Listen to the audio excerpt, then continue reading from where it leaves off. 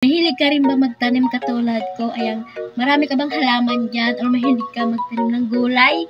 Ito na yung sagot dyan. Kasi nakakatulong itong booster fertilizer para maboost yung mga halaman.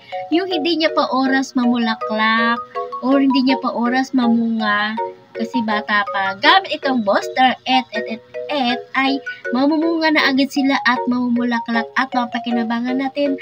At iwas peste na rin. Di ba halimbawa sa talong may uod, hindi na natin pakinabangan yan. Pero dahil dito sa booster walang tapon, lahat na pakinabangan natin. Dahil mas maraming bulaklak at bunga at siyempre mas mataas ang ani at kalidad ng prutas at gulay.